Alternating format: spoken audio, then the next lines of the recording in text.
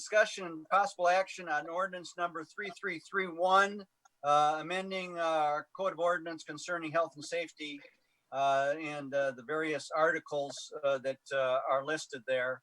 Leroy, do you want to take a lead on this? Yes, I'll get us started. I thought it might be helpful if we just take the section before 3331 one at a time in an orderly fashion in lieu of jumping back and forth from one section to another and getting everybody confused. Okay, you're breaking up a little bit from my end. I don't know if anybody else is experiencing that. Yes, yes. Can hardly hear. Can you hear me now? Yes. That was better. Justin's working on it, so I will go ahead and see if I can't push through it. We sent you a lot of information, but I tried to put together some clip notes this afternoon. Sent those to you around 6 o'clock if you happen to check your email. But section 11-120 is the first one that deals with area covered. Of course, that would not change because it's our city limits. Section 11-121 is the effective date and term of the ordinance. We'll discuss that, but we'll come back to it again once we know if there's any provisions that we want to extend or not. Option one would be if there are any provisions within the ordinance that you wish to maintain, you could extend the effective date of the ordinance through 11:59 p.m. May 19th, which happens to be our next regular city council meeting. And if we do decide to adopt resolution 3332 to extend the provisions of the ordinance that we adopted before, for it to go into effect immediately, you'll need to remember to adopt the emergency clause separately with a supermajority. Option two, if there's no provision within the ordinance that you wish to maintain, no action is required, and the provision stipulations of Ordinance 3331 would expire at midnight tonight. The following would still be applicable within the city limits of Guthrie. One, Governor Stitt's open up and recover safely, or as the acronym OURS plan that was published on April 22nd, and the Governor's Executive Order 2020-07 is amended. Those would all apply in the city limits. The city of Guthrie would strongly recommend through public awareness campaign on social media that individuals and local business continue to follow the CDC Center for Disease Control recommendations on social distancing, wash hands with soap and water, avoid touching the face, disinfect frequently used items and surfaces as much as possible, stay home and contact their doctor if they're feeling sick. For any reason we experience a reboot or spike in COVID-19 cases going forward for our immediate area, the city council has the ability to call an emergency meeting to adopt new guidelines or directives appropriate to the situation at hand if we let these expire tonight. In the meantime, we will be relying more and more on local residents and businesses' commitment to continue to fight diligently by following the CDC recommendations and the governor's Open Up and Recover Safely plan as we strive to reopen our economy in a safe manner. I think we'll see if there's any provisions that you want to retain before we come back and deal with the effective term and date. 1122 cloth face and cloth face cover or mask. Option one there, of course, is extend the mandatory mask provision for 2 additional weeks to May 19th, which is our next regular meeting. Option two, remove the mandatory mask provisions from the ordinance and make it a highly recommended practice reinforced by a community awareness campaign on social media. Explain the benefits of the "you protect me, I protect you" concept. Some background on mask for both the audience and the city council. Um, Many people are confused about whether people should wear masks and why and what kind. There are two very different functions of masks. Masks can be worn to protect the wearer from getting infected, or masks can be worn to protect others from being infected by the person wearing the mask. Protecting the wearer is difficult. It requires medical grade respiratory mask, a proper fit, and careful putting on and taking off, referred to as personal protective equipment or PPE. But masks can also be worn to prevent transmission to others, and this is their most important use for society. If we lower the likelihood of one person affecting another, the impact is exponential. So even a small reduction in those odds results in a huge decrease in deaths. Luckily, blocking transmission outward at the source is much easier. It can be accomplished with something as simple as a cloth mask. A key transmission route of COVID-19 is via droplets that fly out of our mouths. That includes when we speak, not just when we cough or sneeze. A portion of these droplets quickly evaporate, becoming tiny particles whose inhalation by those nearby is hard to prevent. Research shows that even a cotton mask dramatically reduces the number of virus particles emitted from our mouths by as much as 99%. Models show that if 80% of the people wear masks that are 60% effective, easily achievable with cloth, we can get to an effective infection disease reproduction rate of less than 1. That's enough to halt the spread of COVID-19. Many countries already have more than 80% of their population wearing masks in public, including Hong Kong, where most stores deny entry to unmasked customers. In Hong Kong, over 4 confirmed deaths due to COVID-19 have been recorded since the beginning of the pandemic. Despite high density mass transportation and their proximity to Wuhan, Hong Kong's health authorities credit their citizens' near universal mask wearing as a key factor. Surveys show almost 100% voluntary compliance. The community use of masks for source control is a public good, something we all contribute to that eventually benefits everyone, but only if almost everyone contributes, which can be a challenge to persuade people to do. It's like emission filters in our car and chimneys. They need to be installed in all cars, factories, and houses to secure air for everyone.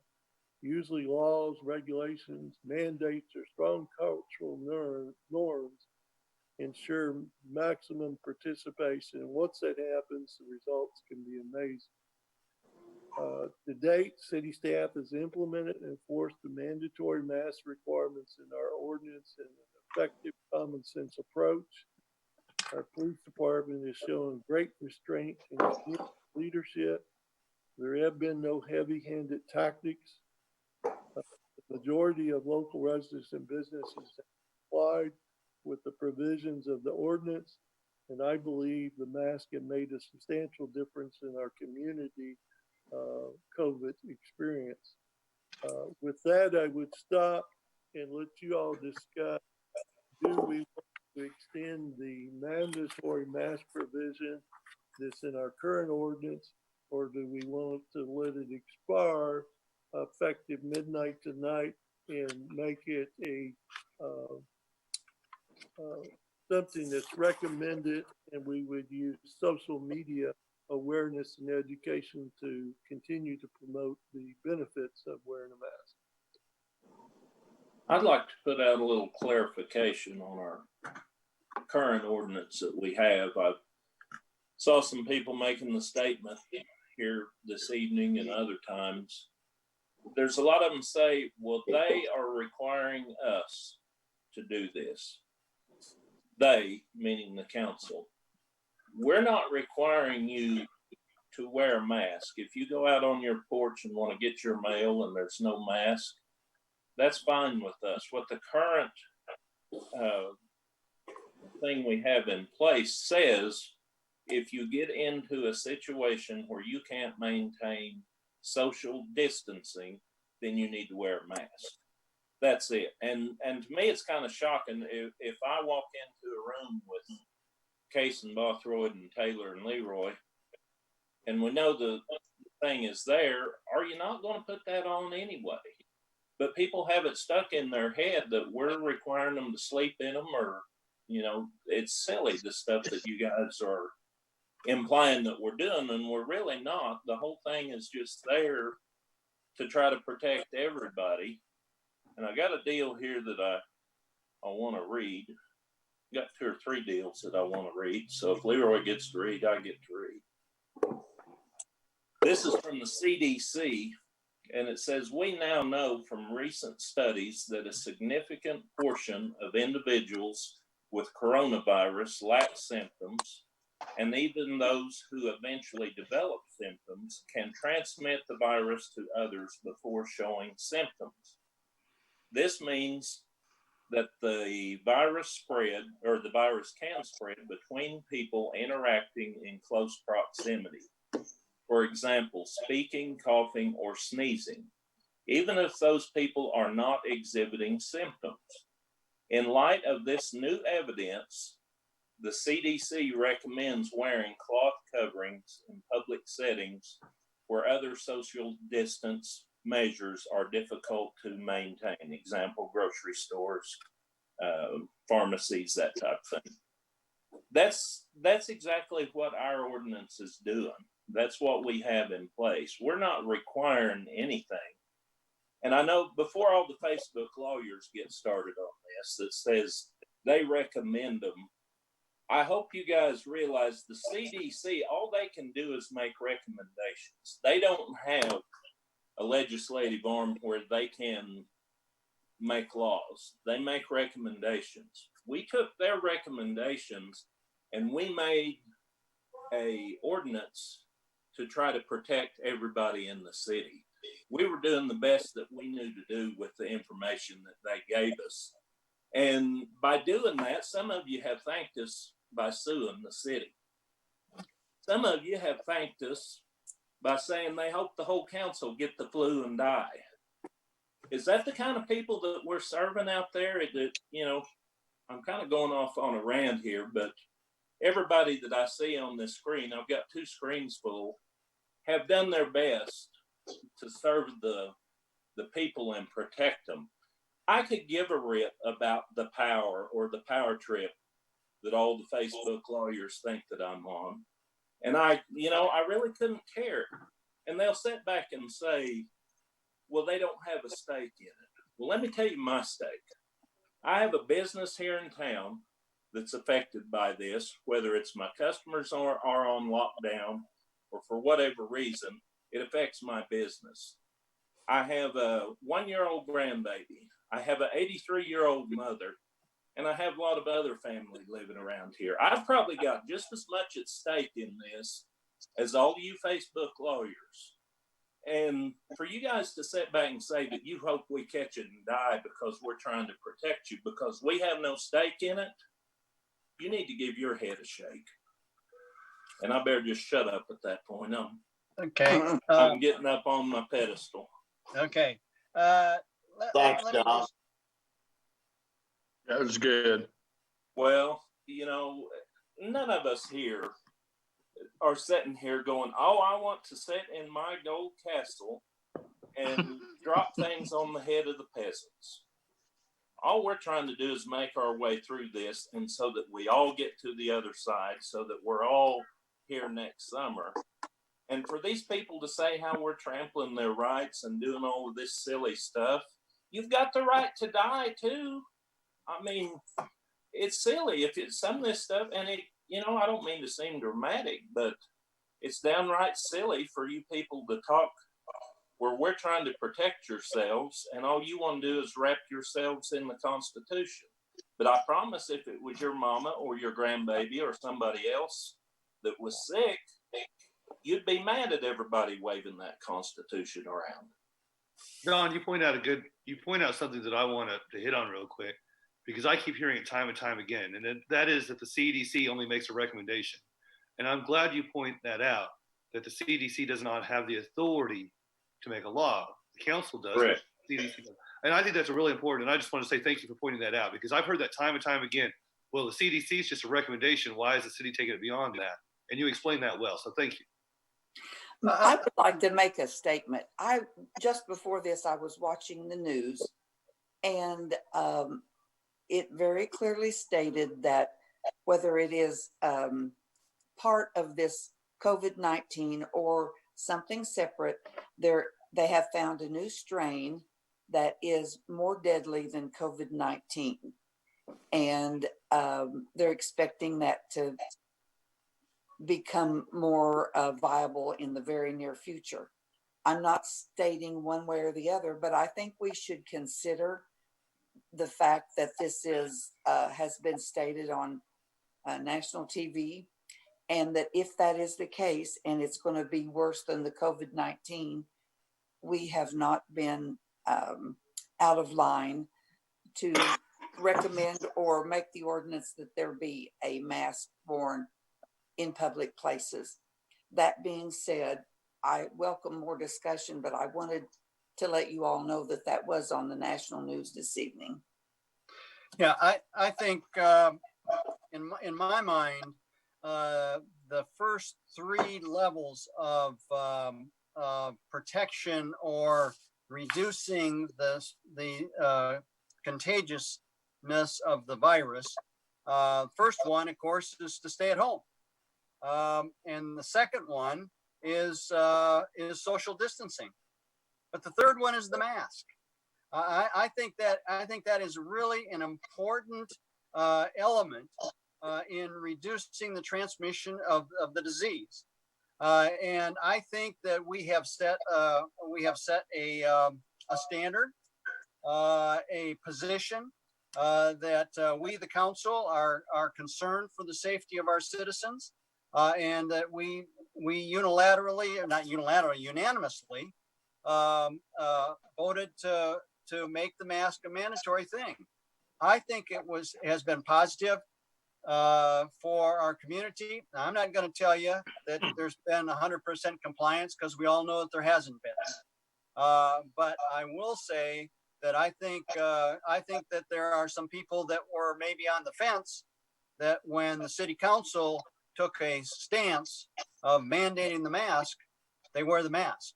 Some people aren't going to wear it regardless, because they for whatever reason, some have some medical conditions that maybe can't. They're claustrophobic, that kind of thing. Others are just saying, hey, I'm going to do what I want to do. And you're not going to change those people. But there are some people that are on the fence. I think our position that we took swayed a significant number. And I think it's helped us in containing the virus. And if you look worldwide, there are countries that were wearing the mask have less transmission of the disease. There are some hot spots in our country. New York City now has gone to mandating the mask. Now, after they were a hot spot, I bet they wish they had done it. I bet they wish they had done it 4 weeks ago.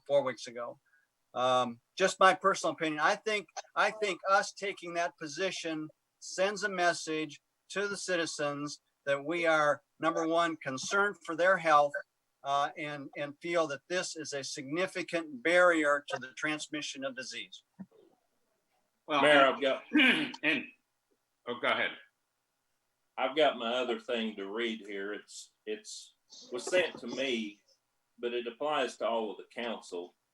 It says, for what it's worth, I'm strongly in favor of wearing the masks in Guthrie. I was recently diagnosed with rheumatoid arthritis and autoimmune disease. I was picking up takeout yesterday here in Guthrie, and no one, not even the workers in the establishment, were wearing masks. I was the only one. That said, I will continue wearing mine when out and about, and I will limit my time out as well. Thank you for your time, and may God help you and the council on your decision night at the meeting. So, you know, everybody is not ugly. I threw the question out on Facebook and in a couple of places, and it's in my, you know, looking at what I had, it was about a 60-40. 60% think that we need to continue it, 40% didn't, and that's their right. I don't have a problem if they don't want to. What gets me on my soapbox is all the personal trashing when it, you know, we're doing it for their own good, but I'm over it now. I said my piece, but the one thing I would go ahead, Don. There are people that support what we're doing, and they understand it, and they do appreciate it. Well, they do, and you know, you've said a couple of key things, Steve. The actions we took by taking the stance of mask and enforcing the mask, we did that. And I think, and just like when we were closing down around us, supposedly, you know, I never wanted to shut business down, any of that, but we took a reprieve for a 30-40 day time frame, and I think it helped. I think the masks helped as well. But let me just throw this at you. I wear the mask when I go out and about. Hopefully you'll continue to wear the mask when you're out and about. But for us to mandate the wearing of the mask going out and about, I don't know that I agree with that at this point, because I think that we need to wear the mask. We need to take responsibility, but we can't play mom and dad on this thing either. If you don't know what to do now, wash your hands, social distance, wear the mask, then you got a big problem. And that goes for everybody watching. A big, big problem. And, you know, you have to protect your family, your friends, your neighbors. If it comes to infecting your kids to where your children die or your mom or your grandma dies, you're going to wear the mask, right? That doesn't mean that I have to mandate that you wear the mask. You ought to know that. It comes down to personal responsibility. And by the enforcement that we took, and I say heavily took, because we did take enforcement, okay? I think it's time to lighten it up now. Not lighten up wearing the mask. I'm talking about the enforcement of it or the mandate of it, okay? Because people, I'll be shocked if they don't continue to wear the mask. The ones that aren't going to wear the mask, they're never going to wear it anyway, and they didn't wear it, period. Here's another thing. CDC recommends, and I read everything you read, Don. CDC recommends wearing the mask when you go into places where you're not able to social distance, like grocery stores and pharmacies. Well, guess what? They're all mandating wearing the mask. Costco just came out, I believe it was this morning or yesterday morning, and mandated all their stores across the country, you will wear a mask, you won't be allowed in, period. So that's happening by the industry and the businesses out there now. Tyson Foods, all them, they're social distancing. They're mandating their employees have to wear the masks. Okay, they have to continue doing all those things. I don't think that it's up to us any longer as a council to impose that hard mandate.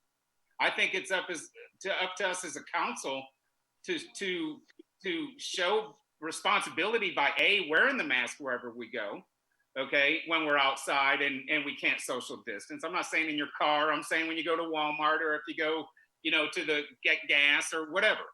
But I think that we need to greatly encourage, I don't know, we can't educate anybody any longer. If they don't have the education on this deal, then that's on them. I'm sorry, that's my opinion. Jim? I agree with Brian, I really do. I think this does boil down to personal responsibility, and I think the people in Guthrie are well aware now of what they can do to help keep themselves safe. And those that want to keep themselves safe will do it. they're going to wear masks. They're going to stay home. They're going to have their grandkids go get their groceries. They're going to do what they need to do to stay safe because this ain't over. No, nowhere near it. No, This not is by a not long over. shot. This is not it- over. And I agree. My advice to the public is to continue to do exactly what we've asked you to do through Exactly. this ordinance. Nothing And should don't- change. I'm just not going don't to be the forget- daddy anymore. I'm not going to tell you to do it. You can do it. You're a big And James? wash your hands. And wash your hands while you're at it. All right, James? Well, I was just going to say, in all phases, the president states strongly consider using face coverings while in public, and particularly when using mass transit. I think that all across the nation, that's what people are encouraging you to do. I don't think us stating an ordinance requiring it is going to make a hill of beans difference. I mean, we're already not enforcing it with ticket writing, or we've taken a soft approach there. What's the point? I just don't get why we should have to mandate it any longer. We weren't strictly enforcing it before, and I think the private enterprise has taken on the social responsibility they probably should have taken on in the beginning by requiring people when they come in their stores to wear them. And I strongly say that we would encourage everyone to wear them as well, but to actually have it as an ordinance, I don't think we need. And I think Well, the same people that paid attention to the ordinance are the same people that are going to pay attention when the ordinance is going. yeah, and I I think don't think it's going to change much. the ordinance that we did put in place worked.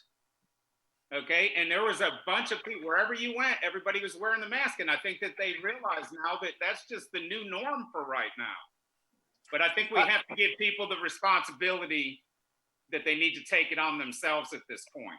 I think the city council mandating the mask sent a message, and I think when you relax that, even relaxing it a little bit for the mask, I think you send another message, and it's similar to the opening of the beaches in wherever it was, California, Florida, this weekend, and people went out there and they didn't do social distancing.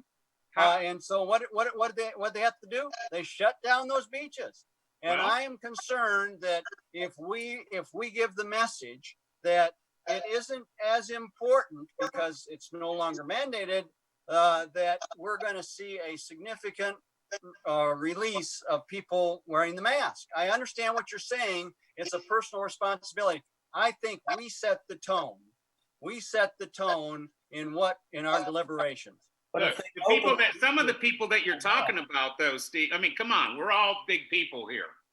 Okay, and we've all raised families, I would think. We have children that we raise successfully, most of us. Okay, grandchildren that we're raising that we don't want to get sick. Okay, I'm not running down seeing my grandchildren because I don't want the position. I don't want to take a position to get them sick if I do have something I don't know I'm carrying. But at the end of the day, you have to mandate at this point. We made a mandate, okay, and it worked, and it was successful, and that's all it was ever supposed to be. We can't shut down for the year, Steve. I've got people that are saying, when I ask them, how long do you want things shut down? Because they're mad because restaurants. We're not wearing the mask is not. Let me finish. Wearing the mask is not shutting down anything. Steve, let me finish. Okay. I understand. But when I do ask certain people, would you like to see someone shut down all year?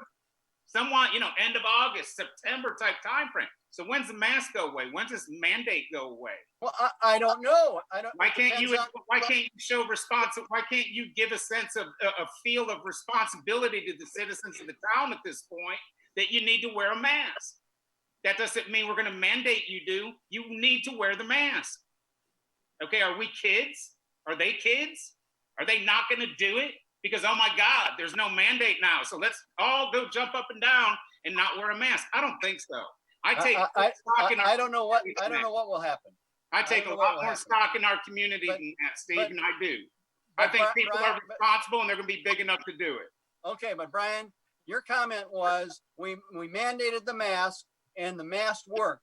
I'm saying, hell yeah, it worked. So why take it away? Let's continue to make it work. The mandate worked to get people to use the mask. If the mandate wasn't What there, we people wouldn't have did- put that what- mask on. But what they we did. is Now they we know took it's not a big deal. Okay, and they should, and I think or will wear the mask when they go out. That's what I hope. I believe in the community enough that they'll do that. And I think that governor in California or wherever it was believed that the people wouldn't swamp Well, the then if beach. it doesn't happen, Steve, we can revisit on an emergency meeting with a 48-hour notice, and we can re-implement a mask if that's what. I don't know how you're going to measure that. But Steve, I think also you're going back to the beaches. That's not apples and apples. We're not going to open up our parks yet, I'm assuming. So our parks would be comparable to their beaches. Right. We're not talking, you can't compare opening beaches to wearing masks. No, James, they didn't even practice social distancing. But When Steve, they you went can't to the even. beach, everything just went out the window. But you can't Everything even just get went into out the Walmart. window. You can't even get into Walmart right now without a mask. You can't get into Walgreens without a mask. Okay, these are the places that you get your food, and you get your prescriptions. You have to wear a mask to go in there. Now, granted, some people take the mask off, and they're still going to do that. So my next question is, I'm personally seeing people wearing their masks going into Rick's or eating establishments and want to know how they're supposed to wear their mask and eat. I think common sense tells you if you're going to eat, you take your mask off. But I'm seeing people literally put slits and holes in their mask so they can drink their coffee or whatever, things of that nature. And that just baffles me. Yeah, you can't educate. James, if we're going to sit here and try to play mom and dad and educate people how to wear a mask when they already know how to wear a mask is ridiculous. Okay? We can't do that any longer. And that's just my opinion. Okay. Leroy, I think you've been trying to jump in there. Well, I think that's something that we could debate for the rest of the evening. I think we've kind of got the gist of where everybody stands and the reason. And I was wondering, as we try to look at this ordinance and what parts of it, if any, do we extend, could we have a straw vote to see where the majority of the council sets on their option one, extend the mandatory mask provision, or option two, remove it and make it a recommended practice reinforced by a community awareness campaign on social media. I'd like to make a motion to rescind it. Well, wait a minute. Hold on. You don't need to make a motion to rescind anything. It expires at midnight. That's correct. There we go. Okay. I want to make the motion to do option two and remove the mandatory provision, but highly recommend it. City Hall, do everything they can do to educate people. If we have to even help make masks for people, then that's what has to happen. Okay, if that's part of the education process. But that's the one I'm leaning towards is option number two. I agree. So, Leroy, what you're proposing is that we're going to take a vote on that paragraph on 11-122. Yes. So, and there was Okay. Okay. What I understand is that Brian has made a motion for option number 2, which was to I protect you, you protect me option. highly recommend the wearing of the mask, but not mandating it. And I understand that Jim has seconded that. Is that correct? That is correct. Okay. So let's clarify Mayor, let's clarify what that means though. So actually that's to take no action, correct? You're gonna let it expire at midnight. But Bill, we're trying to do it one piece at a time. So as we find out this one, we'll go to the next section. When we get done, it may be no action at all. There may be pieces we want to retain. Yeah. We're not voting. We're not voting on the whole ordinance. We are only voting on paragraph 11-122. Okay, I just want clarification on that. Thank you. Okay. So Brian made that motion and Jim seconded it, and it is to basically remove the mandatory aspect of the mask, but make it highly recommended in the rest of the language.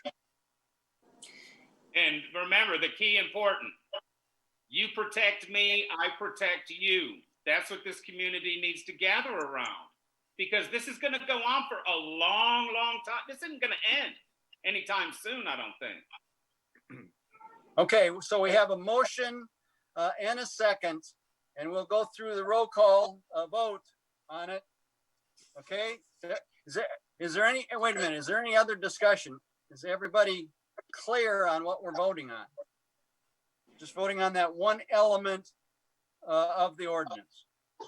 Okay, Councilman Case, Aye. Councilman Long, Aye. Councilman Taylor, Aye. Councilman Bothroyd, Aye. Councilman Channel, Yes. Councilwoman Paget, Aye. Mayor Gentling votes no. So by a vote of 6-1, the ayes have it. So that is changing that language for that paragraph 11-122. Leroy, continue on.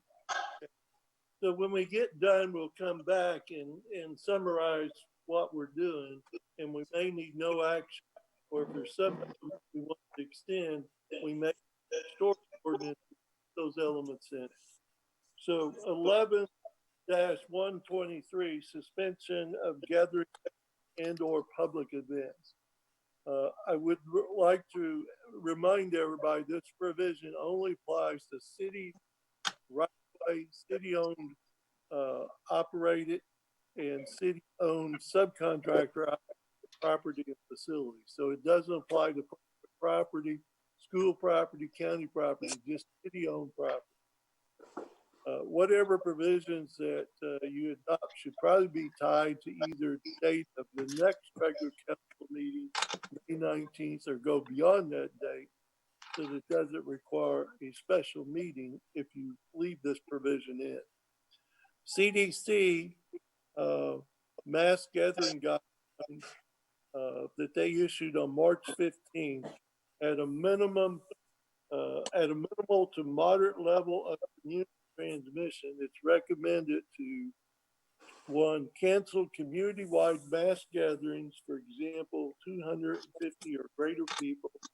The cutoff threshold is at the discretion of the community leadership based on the current circumstances the community is facing and the nature of the event, or move to smaller groupings. Cancel gatherings of more than 10 people for organizations that serve higher risk populations. Governor Stitt's Open Up and Recover Safely plan, published on April 22nd, no set number given for gathering limitations. It was based on the events are to operate using CDC recommended social distancing and sanitation protocols. So you have to do some calculations with numbers. 6 foot distancing, if 6 by 6 is 36 square feet. So if you have a 800 square foot area divided by 36, that would mean you could have 22 people. So that's how you would come up with the number following the governor's guidelines. I sent you all a chart from Kansas, and their phase 1 running through May 18th was 10. And then from between May 19th to June 1st to 30. On phase 3, from June 2nd to June 15th, 90. And then their phase 4 was to be determined. I would like to point out, when the city staff receives applications for exclusive use of streets and or public property in the future, for parades, other things, gatherings, in addition to normal applications, the applicants will be required to submit a social distancing, hygiene, disinfection plan for application. Diagrams to show how social distance and spacing will be maintained, signage that will be put up at the entrance to events encouraging social distancing, that individuals that are sick or exhibiting signs of illness do not attend, how they will increase their sanitation, including hand washing stations, and eliminating high touch areas, bounce houses, face painting. So I guess now at this point we need to talk, do we want to extend that piece of the ordinance on limiting the number of participants for gatherings on city property? Right now it's 10. Do we want to just follow the governor's plan and calculate for each event what would be allowed? Or do we want to set a new number? And I would throw it out for those discussion. Discussion? Questions, comments? What's the city have right now, Leroy? 10. Okay. Leroy, I see that you gave us the governor Kansas reopening phase and our current limitation. If we were to look at our phase 1, phase 2, phase 3, as far as I understand, Stitt's planning on going to phase 2 somewhere around May 15th. Is that correct? 15th, correct. On the chart I give you for the city of Guthrie, phase 1, 2, 3, and 4, I tried to follow the dates that the governor did for his plan. Are you talking about underneath? Okay, I see. What's the date of our first meeting in June? 19th, I think. Oh, not in June. No, June 2nd, right? I believe so. I don't know how everyone else feels, but I would be in favor of keeping it limited till 1st of June on city property. Yeah, I think we have to at least limit that till the 1st of June. We can't. Nobody, Steve, is saying go out there and just, and everybody, let's have parades and carnivals. That's not what this is about. So I think the only way to do that is to limit it at this point. So what you're saying is that if there's more than 10 participants, whether they're practicing social distancing or not, you cannot have it on a city property.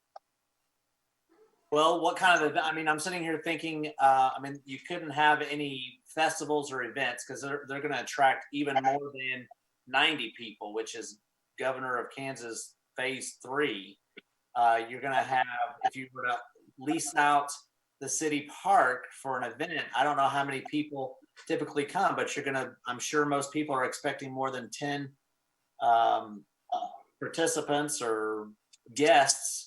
If they rent out the gazebo, you're definitely gonna have more than probably 10 kids on any playground equipment. You're probably gonna have more than 10 participants in any event. If you had a car show or whatever the case may be, you're gonna have more than 10 people. Yeah, you are.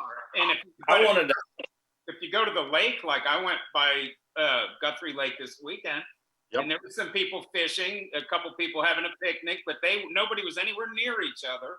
Yep. The playground wasn't opened, obviously. There was one dad fishing with his little 3 or 4-year-old daughter. And I think that's okay. I just think we're talking about events, aren't we? Like being able to rent out. Yeah, but that's not how Steve's saying in general, because that's city property. Yeah, no, actually, I was thinking in terms of an event, James. Let's just say that there's an event at the arena, at the rodeo arena, this month. But they're all practicing social distancing. If we leave this the way it stands and go to June 1st, they wouldn't be able to have it, as I understand it, because they're going to have more than 10 people. Well, and I wanted to have a birthday party for James and invite 20 people to the park. So, sorry, buddy, you're out.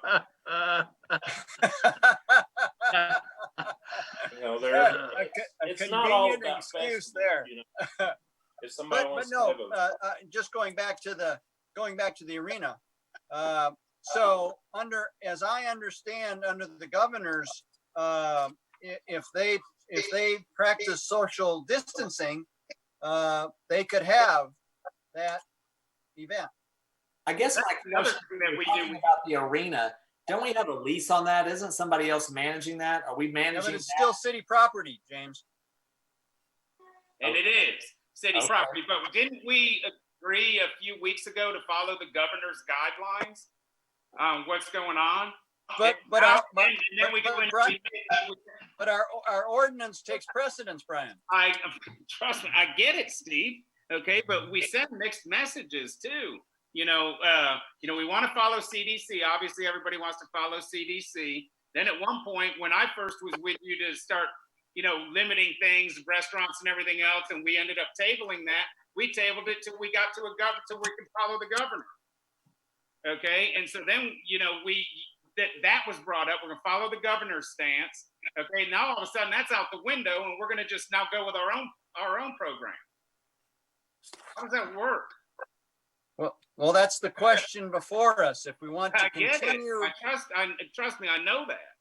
okay. I guess I have a feeling too, we are so much a commuter community. Being any more strict than our neighboring communities is nuts. really a waste of time. At this point is nuts. If people should already get it. I agree. But Leroy, didn't you say just a minute ago that if they present to us a plan where they're going to keep people spaced and keep all that, then we can allow them. So the rodeo deal, if they're keeping distancing and all that stuff, they could have that. What we have done is we've told them, of course, nothing's set in stone until after tonight's meeting, then we get guidance from the city.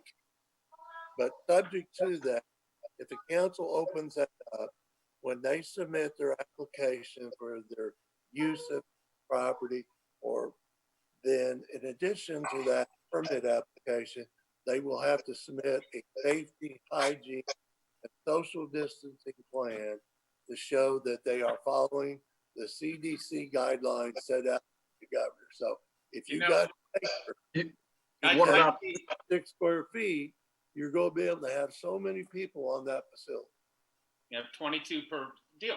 But here's the thing also, I see the Kansas governor's opening. What about, and I haven't followed it, and my bad, I should have probably. What about Oklahoma City? What about Edmond? What about Moore? What about the surrounding areas? What about the Piedmonts, the Yukons, the Mustangs? What is going on in the local area within our state? Because our state is what I'm concerned about at this point. I'm concerned with everything, obviously, but you have to look at our state. I know that the Oklahoma Municipal League surveyed communities, Brian, and it was last week, middle of the week, and I don't have it in front of me. It's in the computer, but the vast majority just went totally with the governor's plan. Well, and that's what we originally went with in putting these into play in the first place. That's my point. So what about, you're going to have funerals coming up. You have some people that have passed away.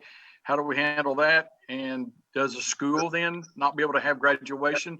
If let's say they're wanting to do it at the end of this month or the beginning of next month, will that include down at the football field? Is that, since that's in the city limits, does that KO that as well? City property. Not city property, Jeff. Okay, I didn't think it was city. Even under the governor's plan, that's going to limit that, Jeff. Okay, thought I'd ask. And the school, in their plan, will follow the governor's guidelines on CDC requirements. Okay. But they won't follow ours because our ordinance only covers city property.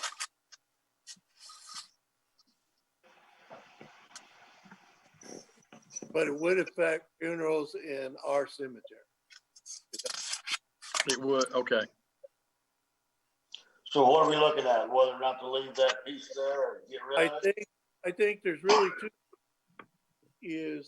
One, you all come up with a number that you can justify to limit it for June 1st or our next meeting on May 19th. Or the second option is to do it administratively. People turn in an application with an action plan showing how they're going to do social distancing, hygiene, and those type of things. Staff will calculate it. If they follow, if they can show us they're going to follow the social distancing requirements of CDC, we will approve it. If they can't, then they would have to adjust their plan, and we would do that administratively. Well, what about the governor? Let's go back and look at the governor's plan again, if we can. I'm trying to find the dates and how he's opening up in the second phase here. I know he's opening some things in the second phase, bars, whatever. But what is he saying about gatherings? And I know he's opened state parks and everything already. Right, the parks got opened in phase one, Brian, but the language that I see for phase two, which would be the goal of May 15th, it says organized sports activity can reopen and operate under proper social distancing and sanitation protocols. That's in reference to the use of the arena the rodeo arena. But that's the only thing that I can see. Justin and I went through the governor's plan, and we could not see as he goes through each phase, he opens up different things, but he doesn't give a limitation number on the gatherings. He ties each one of them to follow the CDC guidelines on social distancing, hygiene, those type of things. Well, I thought we're always going to be following that. I thought we were pretty much in violent agreement. We were following CDC guidelines. We're talking about reopening city grounds and stuff at this point. Okay, and so CDC is always going to be part of it, or for however long this thing lasts. That's not going away. Remember, I'm going to protect you. You're going to protect me. That's the philosophy. So CDC has to stay there. I'm looking at the guidelines. I don't see it either. So there you go. I think we're talking about this section 11-123 talks about events, and I think that if an event can show that they are providing a safe environment with social distancing and all of the other things that CDC is recommending, I think that should carry through in their application. Yeah. They have to wear a mask, Steve. Yes. Thanks, James. So the question is, do you want to have an ordinance that on section 11-123 that says, similar to the governor, events must operate using CDC recommended social distancing and sanitation protocols, or do you just want to let staff enforce that as we review? I think we want to have it reference CDC mandates and protocols. I mean, as far as cleaning and social distancing and the whole deal. I mean, it really comes down to, as far as when you talk about what the gathering limitation is, depends upon where they're having it. Are they renting out the pavilion at the Apothecary Gardens there to do something? Are they renting out a pavilion at Mineral Wells Park? Are they trying to rent out something at Highland Park? I mean, I think all of those numbers are going to be different because all of those spaces will really cater to different size gatherings. Are we going to allow them to do a rodeo at the fairgrounds, or are we going to let them rent out Highland Hall? I mean, I don't. But if they follow CDC guidelines, it's not really going to matter because you're going to put 22 people in an 800 square foot area. That's it. I'm agree. So follow CDC. That's what I've been hearing for the last 3 meetings. That's what we're doing. So your argument would be to amend 11-123, suspension of in public events, would say all events on city right of way, city operated and or city owned subcontractor property facility shall operate using CDC recommended social distancing and sanitation protocols. The other option would be for us to do That's the option. But doesn't that happen automatically under the governor's guidelines? I mean, the city staff is going to have to follow those guidelines set by the governor anyway, correct? Yeah. I would think. So changing the wording on that doesn't give any more strength to it. No. And if it's done by city staff, we can tailor it for each different event, the location, and just document their plan meets the CDC guidelines in place at that time.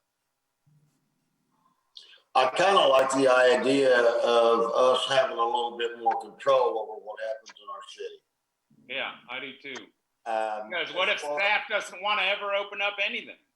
Yeah, Leroy, I think I may like the other option better than I do the CDC guidelines thing. Yes, I do want to do that, Brian, but at the same time, I like having our hands in the pot just a little bit when it comes to what's going to happen in Guthrie. I don't want the CDC deciding that. I'd rather us decide. No, but you have to go by certain CDC guidelines. If you don't, We can still follow those guidelines, social but I'd rather distancing goes away, guy. we can still follow those guidelines, Brian. Exactly. I just want us to make the decision instead of them. Question I have to Mr. Case, if you put this in the ordinance that events have to follow the guidelines, is the city council going to review each individual application and make that decision, or is it going to be done by staff? Staff. Then, as long as staff is following the governor's guidelines, which says they got to follow CDC, do we need an ordinance that says the same thing the governor already said? No, and it gives us the final say regardless. We can still tell them no, even if they do follow. But what you originally said, Leroy, is if you want to just leave it up to staff if they can have that event or not. That's the way you worded it initially. No, that's not correct. I said we would review it to make sure it meets CDC guidelines. Correct. I like that. I make a motion that we accept that. You're going to have to, hold on, Tim. You're going to have to review it anyway, Leroy. There's no question of that. I second. So I misunderstood that you wanted to have the authority to either let them have the event or not. That's exactly what I heard. And that's the I authority. misunderstood it at first too, Brian. Huh? I misunderstood it at first also. Well, but Okay. I'm pretty sure that's what I heard.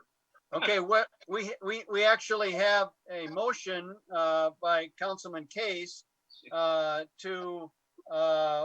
language that would reflect that for all events, the participating or with more than 10 participants in city owned or operated or city owned subcontractor operated properties or facilities, that they would submit their application and it would be reviewed by staff per CDC guidelines.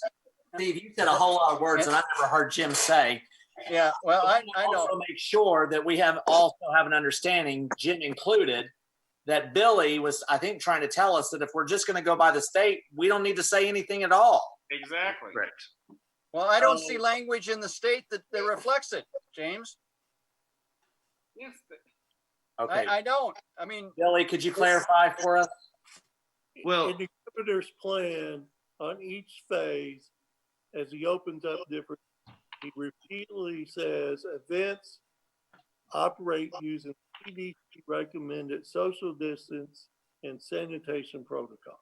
That's in each phase. That's terminology used. and James, I agree with what Leroy just said. And with that, any application would have to be submitted to staff. And Leroy said that's going to have a hygiene and social distancing component to it. And staff would then make that decision on a case-by-case basis. Correct. So we don't necessarily need to say anything because we already have to follow that, and the city staff is already going to have to follow that. So by us just saying they have to follow it. We're being redundant. I agree. But what we're being asked to do is, and if it's the case, if this is the case, that's fine. I just want to be real clear. But what we're being asked to do is not only follow CDC guidelines, but allow staff, which again, I don't know that I have a problem once we discuss this a little further, to make a call whether that event goes on or not. And it's their call at that point. I like that better. It's our city. That's what I'm hearing. Yeah, It's our but city. Can I clarify something real quick? So by statute or by our ordinance, we're saying it just can't happen, period. Staff can't allow it. It can't happen. If it's more than 10 people, it can't happen. That's what it says at the present time. Right. So if we let that expire, then we can go to a case-by-case basis and let staff have that determination. And Brian, when you were talking about you want the city to be able to make that determination, that's how we get there. I would point out any decision made by staff can always be appealed to the city council. So if No, I get that. And I'm not saying you're going to do anything wrong either. I know, but if we turn down one, then we'll need the justification for it.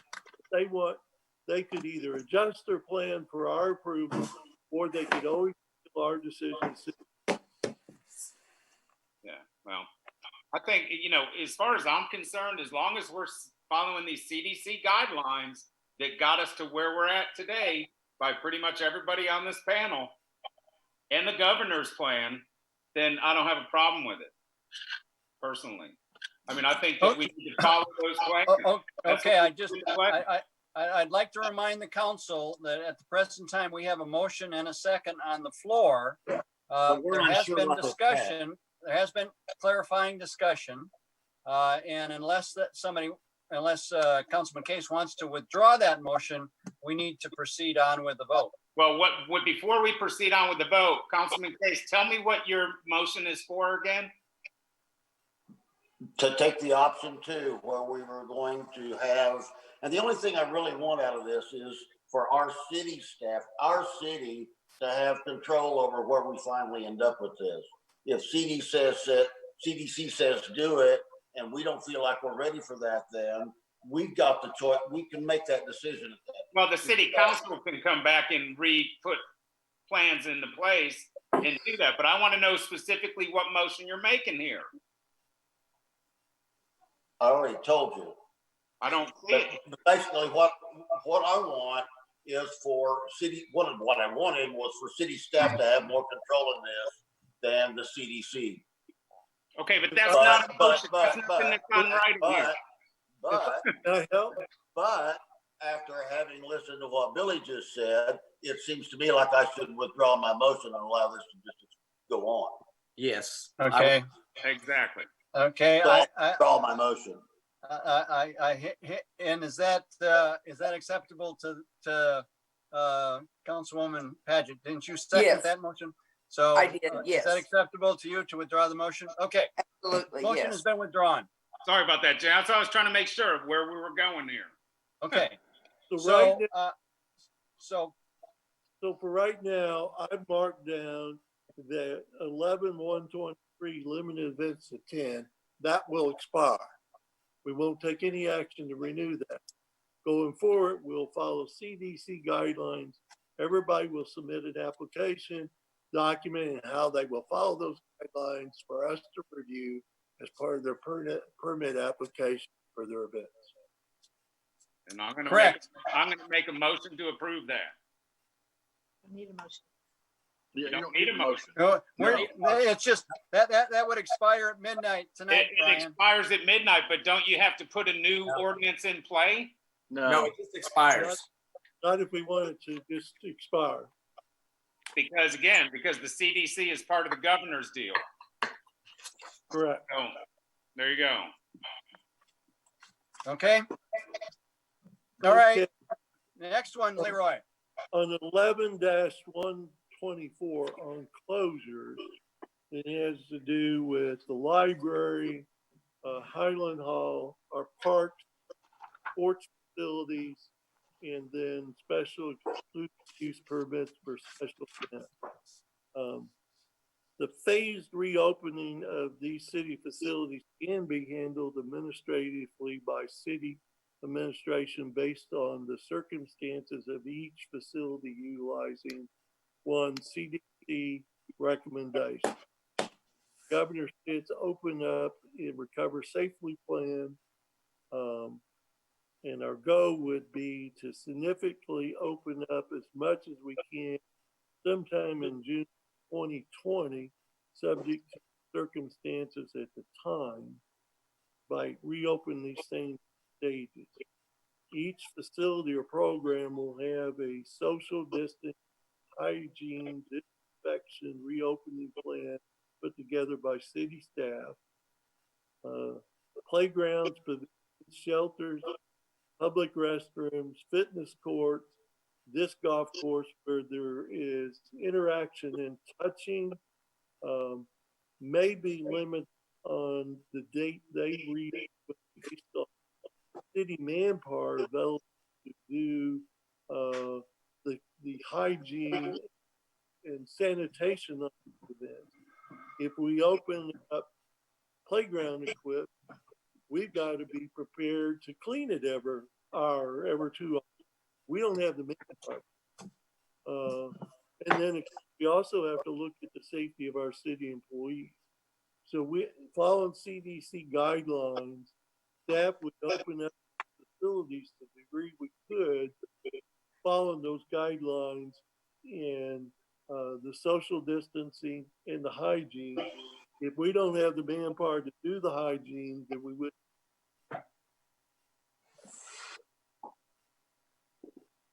And with that caveat, I'd also like to point out Highland Park School staff has discussed that we're not planning on opening the 2020 season. One, due to the uncertainty of when it would be appropriate to open the pool and how much of the swimming season might be remaining, and the cost to prep the pool for spending those dollars and then end up not even getting the swim season. Those dollars can be used somewhere else in our budget. So by taking no action on this, it'll expire and go to this new CDC guideline plan. Correct. Which is really nowhere in writing other than in the governor's memoirs here that I can't even really find. But Leroy, there's nothing that stops us from going out there and closing off the playground equipment, right? Correct. Because Tenny's not gonna be able to go out there and sanitize it. If we can't clean it, I don't want kids on it. No, and what we will reopen is that we can ensure ourselves we can maintain the social distancing, the hygiene, and the cleaning of those facilities. Those that we don't feel comfortable with, we will keep closed till a later date. I like that. So if that's the case, we would need no action on that provision. On the 11-125, Guthrie boards, authorities, and commissions, our goal is if you don't do something different with the ordinance, we will plan to look at phasing in the restart of all our board meetings in June of this year. And we may start out with meetings like this and then go to in-person meetings later, but they will be phased in where we can start having meetings of Planning Commission, Board of Adjustments, probably in June. And we have looked at, staff has looked at about 6 reopening plans for other cities that had a lot of good ideas as far as how to conduct them. And we will be taking from the plans of other cities and adopting guidelines for those boards to follow.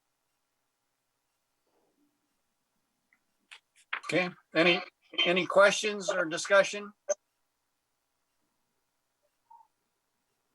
Okay. On 11-126, the phase restart of municipal court can be handled administratively by city administration with input from the municipal judge and city attorney, utilizing the same measures I just talked about. Again, our goal is to try to ease it back in June 2020. We will work with the judge and city attorney, either have in one court session a particular week. We may have 2 or 3 where we can have fewer participants in court so that we can maintain social distancing, or we'll set up a system where we only allow so many in the courtroom at a time. But we will come up with a plan to follow the CDC guidelines. Any discussion, questions of Leroy? On city utilities 11-127, we're going to phase in the restart of cutting off water service for non-payment, charging disconnection or late penalties. Again, administratively, our plan is to start that back in June. Okay. Questions, discussion? That one I got a little bit of an issue with, as far as we're going to go back to cutting people's water off. Is that what you said? Correct, in June. In June? You think everybody's back to fully employed again? Are we getting close? We have no problem. If you all want to extend that, you tell us. I think I want to extend that portion of it. Okay. Rather than adopt a new ordinance, if you all would just make a motion on when you want us to start cutting water off for non-pay, charging, disconnect, and late penalties, if you all would just make a motion on a month or a day and vote on it, you don't have to adopt an ordinance just for that one thing. So Kim, how many, is there a lot of non-payment going on out there right now? Hard to say. We probably got about 100 out of 4,000, which isn't very bad. That aren't paying at all? Well, I mean, it's hard to say since we're not running those reports to know who to send disconnects to. Okay, I get it. So Yeah. maybe we need to run to find out. I can give you an example. We send out usually about 800 second notices, and we actually sent out 900, and so only 100 additional second notices, which was a good sign to me that everyone's paying their bills. Yeah. So I'm with Well, Jim. I think we push it up. Maybe it's not the issue I think it is. Well, I think for agenda purposes, I think you may ask more questions, but I think if you want to add that as a item, we ought to put it on the next meeting agenda. Okay. Yeah. Good point, Billy. Good So point. basically, how does that happen with the whole of this entirety of this, the whole question here? Well, Brian, as have been listening to the conversation, it appears to me that for the ordinance that we're talking about, it's no action taken, and it expires at midnight tonight. The two primary issues that we had the discussion were the mask and the events, and in both cases, we have basically decided to let things kind of ride with the governors and the administration making decisions on events. But we're talking about water here is what we're talking about. Water is what we're talking about. So let me I clarify that. Go ahead. Okay. So as it is right now, if that expires, staff's telling you that their position is that they're not going to start collecting that or doing those turnoffs until June. So we have another meeting in May. If we bring that up in May, council can give staff direction on when they want to start that. But their own policy, what they're telling you is it's not going to start until June. And Leroy, is that correct? Correct. And in that meantime, Kim, you would be able to run a report and get us a realistic number of what's laying out there, right? Probably the first meeting in June would be better because we typically disconnect the last week in the month. And so that would be after our May meeting. So maybe the first meeting in June. With Kim's input, what we would do is staff on June 2nd, city council agenda would put an action item for you all to set a date when we start turning people off for non-payment, penalties and reconnect fees. We won't restart it until after the June 2nd meeting so that you all have a chance to look at it and extend the deadline if that's what you would like to do. All right, fair enough. If you're all in agreement, then we don't need any action on this. And all of this ordinance will expire at midnight tonight. There you go. That's how I'm hearing the discussion.